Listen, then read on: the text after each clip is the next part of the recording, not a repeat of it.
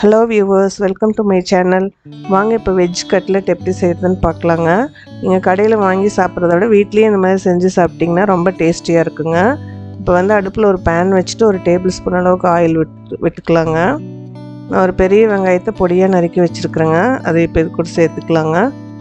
ஒரு பச்சை மிளகாயை பொடியாக நறுக்கி வச்சுருக்கிறேன். நான் அதையும் இது கூட சேர்த்துக்கிறேன்ப்போ. சேர்த்துட்டு நல்லா வதக்கி விட்டுக்கலாங்க. இது வந்துட்டு ரொம்ப வதங்கணுங்கிறது இல்லைங்க, நம்ம ஃப்ரை பண்ணி தான் எடுக்க போகிற கட்லெட்டை. அதனால் ஓரளவுக்கு இந்த மாதிரி வதங்கினா போதுங்க. இப்போ வந்து இஞ்சி பூண்டு பேஸ்ட்டு வந்து ஒரு டீஸ்பூன் அளவு சேர்த்துக்கலாங்க. சேர்த்துட்டு அதுவும் பச்சை வாசனை போகிற மாதிரி கொஞ்சம் வதக்கி விட்டுக்கலாங்க. நான் வந்து ஒரு டீஸ்பூன் அளவுக்கு தனி மிளகாய் தூள் சேர்த்துருக்குறேங்க. ஒரு டீஸ்பூன் அளவுக்கு கரம் மசாலா சேர்த்துக்கிறேங்க. இப்போ அரை டீஸ்பூன் அளவு மஞ்சள் தூள் சேர்த்துருக்குறேன். இதையும் நல்லா பச்சை வாசனை போகிற மாதிரி வதக்கி விட்டுக்கலாம். நான் வந்து கேரட் பீன்ஸ் வந்துட்டு லைட்டாக மஞ்சத்தூள், இதுக்கு தேவையான உப்பு சேர்த்து வேக வச்சு எடுத்துருக்குறேங்க. இப்போ அதையும் இது கூட சேர்த்துக்கலாங்க. சேர்த்துட்டு கலந்து விட்டுக்கலாங்க.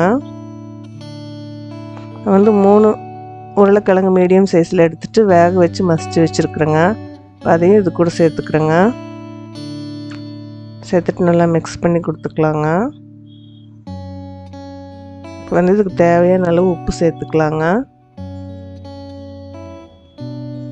சேர்த்துட்டு நல்லா கலந்து விட்டுக்கலாங்க. இப்போ வந்து ஒரு மேஷர் வச்சுட்டு நான் நல்லா இதை மசிச்சு கொடுத்துக்குறேங்க. சிம்மில் அடுப்பை வச்சுட்டு வந்து நல்லா மசிச்சுக்கலாங்க.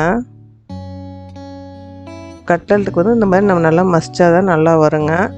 இப்போ வந்து நம்ம ஸ்டவ்வை வந்து ஆஃப் பண்ணிவிட்டு இதை ஆற வச்சுட்டு இதுக்கு தேவையான ஷேப்பில் இந்த மாதிரி நம்ம வந்து எல்லா கட்லெட்டையும் செஞ்சு எடுத்துக்கலாங்க. இப்போ வந்து மைதா மாவு வந்து நான் இந்த மாதிரி தண்ணி மாதிரி கரைச்சி வச்சுருக்குறேங்க. இப்போ வந்து நம்ம கட்லெட்டுகளை வந்து இதுக்குள்ளே போட்டுட்டு பிரெட் கிரம்ஸ் எடுத்துருக்குறேன். இது வீட்டில் நானே மேக் பண்ணினது தான். நீங்கள் வேணால் வீட்டில் செஞ்சுக்கலாம், இல்லைன்னா வந்து கடையிலையும் கூட வாங்கிக்கலாங்க. இப்போ வந்து இந்த மாதிரி மைதா மாவில் டிப் பண்ணி எடுத்துகிட்டு பிரெட் கிரம்ஸை வந்து நம்ம இந்த மாதிரி போட்டு எடுத்துக்கலாங்க. இந்த மாதிரி ஒரு கோட்டிங் கொடுத்து எல்லாத்தையுமே எடுத்து வச்சுக்கலாங்க. இப்போ எடுத்துகிட்டு நம்ம வந்து அடுப்பில் ஒரு பேனில் ஆயில் வச்சுட்டு இதெல்லாம் பொரித்து எடுத்துக்கலாங்க. கட்லெட்டுகளை இந்த ஷாலோ ஃப்ரை பண்ணாலே போதுங்க, டீப் ஃப்ரை பண்ண வேண்டியதில்லை. அடுப்பு வந்து மீடியம் ஃப்ளேமுக்கு கம்மியாக வச்சு பொரிச்சு எடுத்துக்கலாங்க. எங்கள் அடுப்பு வந்து கொஞ்சம் அதிகமாக வச்சு பொரிச்சு எடுத்திங்கன்னா சீக்கிரமாகவே வந்து கருகிரும். அதுக்கப்புறம் வந்து டேஸ்ட் வந்து நல்லா இருக்காதுங்க. நீங்கள் இந்த மாதிரி மீடியம் ஃப்ளேமோட கொஞ்சம் கம்மியாக வச்சு பொரிக்கும்போது நல்லா கிறிஸ்பியாக கிடைக்குங்க கட்லெட்டு. மேலே நல்லா கிறிஸ்பியாக இருக்குது இந்த மாதிரி பொரிக்கும் போதுங்க. வரும் நல்லா கோல்டன் ப்ரௌனில் அழகாக வெந்திருக்கு பாருங்கள். இப்போ 2 பக்கமே இதே மாதிரி வந்துருச்சுங்க. இப்போ நம்ம இதை வெளியே எடுத்துக்கலாம். ரொம்ப டேஸ்டியாக இருந்துச்சுங்க. நீங்களும் ட்ரை பண்ணி பாருங்கள். ட்ரை பண்ணி பார்த்துட்டு கமெண்ட்டில் சொல்லுங்கள் எப்படி இருந்துச்சுன்னு.